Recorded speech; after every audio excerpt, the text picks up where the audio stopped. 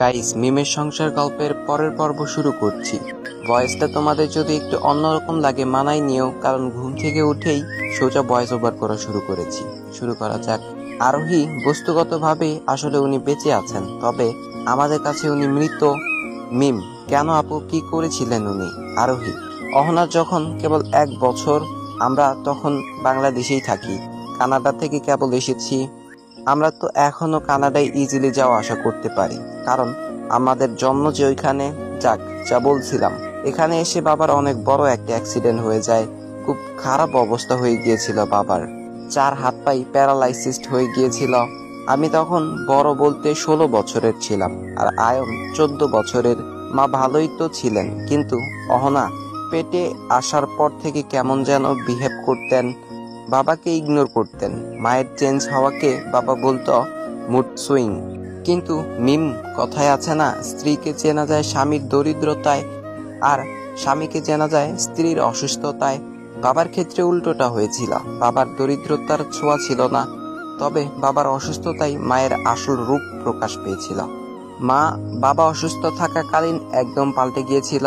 বাবার সেবা তো দূরে থাক, মিম জানো, বাবার সাথে খারাপ ব্যবহার করত।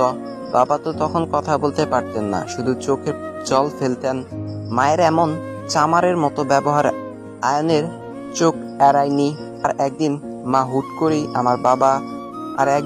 করেই আমার মা বলে ফেলে যে বাবার এক বন্ধুকে বিয়ে করবে। আমরা সেদিন মায়ের পা ধরে অনেক কেঁদেছিলাম। বাবার এই বন্ধু স্ত্রীর মারা গিয়েছিল, 2 ছেলে। আর্থিক অভাব ওনার ছিল না, সাথে ছিল যৌবন। আমার মাকেও দেখলে মনে হতো যেন 3 সন্তানের মা নয় সে। তাই তো নিয়েছিল উনি মাকে। না, মা বললে ভুল হবে, ও তো মা হবার যোগ্য না।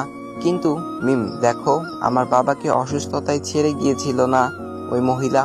আজ ওই মহিলার অসুস্থতা, ওর বর তো তাকে ছেড়ে দিয়েছে। আমার ভাই ওই মহিলাকে খুব ভালোবাসতো জানো মিম, খুব বলতে মা পাগল ছিল। ছোটবেলায় তো রোজ সকালে উঠে আমার ভাই যদি তার চেহারা না দেখতো, একদম তুল কালাম কাণ্ড লাগিয়ে দিত। যেদিন মা আমাদেরকে ছেড়ে যায়, বাবাকে ছেড়ে ওই লোকের হাত ধরে চলে গিয়েছিল, সেই দিন ভাইয়া মায়ের পা ধরে কেঁদেছিল, বলেছিল, মা ছেড়ে যেও না আমাকে, ছেড়ে দিও না বাবাকে। অহনা দেখো কত ছোট, ওকে ছেড়ে দিলেও কিভাবে থাকবে? এ আপু, কিছু বল না। চিৎকার করে কাঁদছিলাম। ভাই মায়ের পা জড়িয়ে এসব বলেছিল, কিন্তু ওই মহিলা শোনেনি, পা ঝাড়ি মেরে ফেলে দিয়েছিল। আরোহী উহু করে কেঁদে দিল, সেই তখন থেকে কাঁদছে। মিম: আরোহী: মিম জানো, ওই লাস্ট ভাইয়া কেঁদেছিল। এরপর থেকে ভাইয়াকে আর কোনোদিন কাঁদতে দেখিনি। ঘেন্না করে ভাইয়া ওই মহিলাকে, ঘেন্না করি আমি ওই মহিলাকে। মিম আরোহীকে জড়িয়ে ধরল। আরোহী: জানো, এই কারণে ভাইয়া এমন পাথর হয়ে গেছে, নারী জগৎকেই ঘেন্না করে। ভাইয়াকে আর কি বলবো, আমি নিজেই তো ঘেন্না করি।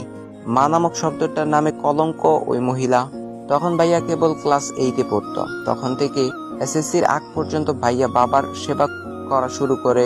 বাবাকে খাওয়ানো থেকে শুরু করে গোসল, টয়লেট সব ভাইয়া দেখত। ভাইয়ার সেবায় বাবা আস্তে আস্তে সুস্থ হতে থাকে, কথা বলতে পারতেন। তখন বাবা ভাইয়ার এসএসসির পর কামরুল চাচা বাবাকে দেখত। বাবাই বলেছিল পড়ায় মন দিতে। এসএসসিতে ভাইয়া গোল্ডেন পায়, সারা ঢাকা বোর্ডে প্রথম হয়েছিল ব্যবসা বিভাগ থেকে। এরপর বাবার আদেশ ভাইয়াকে আবার কানাডায় যেতে হয়। বিবিএ কমপ্লিট করার মাঝে বাবা পুরোপুরি সুস্থ হয়ে ওঠেন, আবার ব্যবসার হাল ধরেন। আর ভাইয়া বিএ কমপ্লিট করে দেশে ফিরে অ্যাপোলোতে জয়েন করল। বাবার সুস্থতার আরেকজনের অবদান রয়েছে, আর সে হচ্ছে ডাক্তার সুশান্ত, ভাইয়া হাসপাতালের সিও। আরোহী: মিম আমি জানি ভাইয়ার মেয়েদের নিয়ে এমন মেন্টালিটি তোমাকে ডিরেক্টলি বা ইনডিরেক্টলি অনেক কষ্ট দেয়। ভাইয়া যে তোমাকে ভালোবাসা দেয় না, তোমার ভালোবাসা চায়ও না। আর সে তোমাকে কি জন্য চায়, এটা মেয়ে হয়ে আমার আর বোঝা বাকি থাকে না তোমাকে দেখে। তাও বলবো বোন, ভাইয়াকে চেঞ্জ করার চেষ্টা করো না। ভাইয়া যেমন আছে তাকে সেভাবেই মেনে নাও। তোমার ভালোবাসায় যদি সে নিজে থেকে চেঞ্জ হয়, তবে একাই চেঞ্জ হয়ে যাবে, তোমাকে চেঞ্জ করতে হবে না। মিম: আপু, আমি তো এত কিছু জানতাম না, তাও তাকে ভালোবেসেছি। ওনাকে যে আমি নিজের থেকেও বেশি ভালোবেসে ফেলি। আমি এসব জানার আগেও তাকে বদলাতে চাইনি, এসব জানার পরও তাকে বদলাতে চাইবো না। আমি তো শুধু তার মনের কোণে ছোট্ট একটু জায়গা করে নিতে চেয়েছিলাম। তার চেষ্টাই আছে, যদি ফেল হব। তিনি যদি আমায় ভালো না বাসেন কখনো তা অভিযোগ করব না। আমি তাকে ভালোবাসি, ভালোবেসে যাব আজীবন। আপু, তুমি এখন শুতে যাও, আমি অপেক্ষা করছি ওনার জন্য। রুষা একা আছে? আরোহী? হ্যাঁ। আরোহী বলে চলে গেল। ফজরে আজান দিয়ে দিয়েছে, আয়নের ফেরার নাম নেই। মিম অজু করে নামাজ আদায় করে নিল। এদিকে নিশাত হোসাইন নামাজে পাটিতে বসে চোখের জল ফেলছেন। বারবার অহনার কথাটা তার কানে বাজছে। মায়ের ক্যান্সার, কি করবে এখন সে? নিয়ে আসবে বাসায় সাথী চৌধুরীকে? না। কেন আসবে?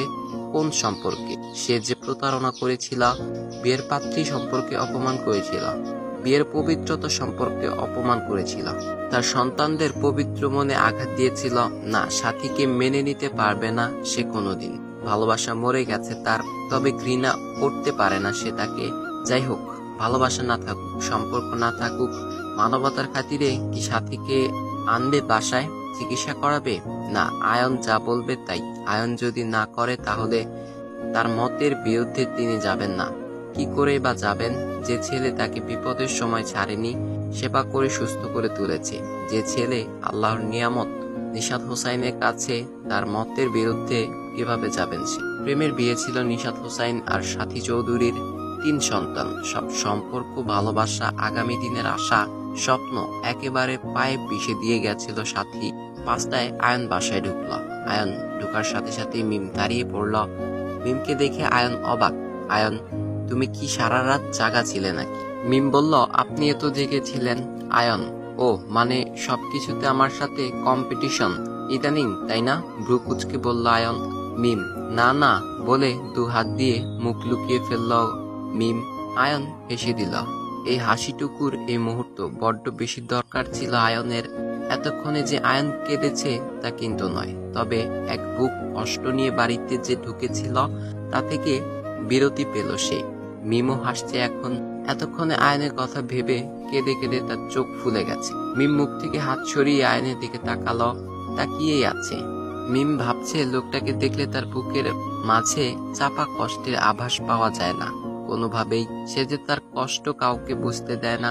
মিমও তো এতদিন বোঝে, বা আয়ন মিমকে বুঝতেও দেয়নি। আয়ন, মিম, 2 কাপ চা বানিয়ে ছাদে আসবা?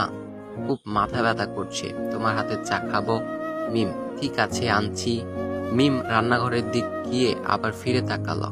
আয়ন উপরে চলে গিয়েছে, কিন্তু উনি 2 কাপ চায়ের কথা বললেন কেন?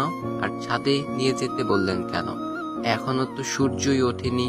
উফ, কি বলে না লোকটা। মিম আয়নের কথা মতো 2 কাপ চা বানিয়ে কাঁপতে কাঁপতে ছাদে গেল। মিমের খুব ভয় লাগছে ছাদে যেতে, সারা ঘর অন্ধকার। মিম ছাদে গিয়ে আয়নকে খুঁজছে, ভয় লাগছে তার। এমন সময় ছাদে আসার, আবার মনের মাঝে তার ভালো লাগাও কাজ করছে। আশেপাশে স্নিগ্ধ পরিবেশ দেখে মিমের চোখ আয়নকে খুঁজছে। আয়নকে না পেয়ে রীতিমতো হাত পা কাঁপছে মিমের। সাথে সাথে মিমের হাতের ট্রেটাও কাঁপছে। মিমের ভয়ের আভাস না পেলেও ট্রেতে থাকা কাপ দুটো আওয়াজ ঠিকই পেল আয়ন। নীরবতা ভেঙে আয়ন বলল, মিম। আয়নের ডাকে পাশ ফিরে তাকালো মিম। ভয় পাচ্ছ? মিম, পাচ্ছিলাম তো, কিন্তু এখন আর পাচ্ছি না। আয়ন বলল, দেখতে পাচ্ছ আমায়? মিম, হ্যাঁ, আপনি তো শত আধারের মাঝে উজ্জ্বল। আয়ন, তাহলে এতক্ষণ এদিক ওদিক তাকিয়ে কাঁপছিলে কেন ভয়ে? তখন উজ্জ্বল ছিলাম না বুঝি? মিম, পশ্চিম উত্তর দক্ষিণ ঘুরে ঘুরে দেখছিলাম। আপনি তো পূর্ব দিকে, ওই দিকে তো এখনো তাকাইনি। আসলে আগে কখনো এই ছাদে আসিনি তো, দেখছিলাম এই সময় আকাশ এবং চারিপাশ কেমন হয়। আর এসব দেখার এক্সাইটমেন্ট এর পাশাপাশি অন্ধকারে একটু ভয় লাগছিল। কাছে এলো এবার মিম। মিম আয়নের কাছে গেল, ট্রে এগিয়ে দিয়ে বলল, আপনার চা নিন। আয়ন বলল, হ্যাঁ দাও।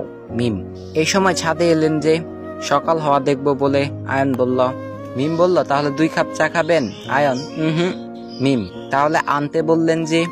আয়ন, আরেক কাপ তোমার, একসাথে চা খাবো আর সকালে সূর্য ওঠা দেখব।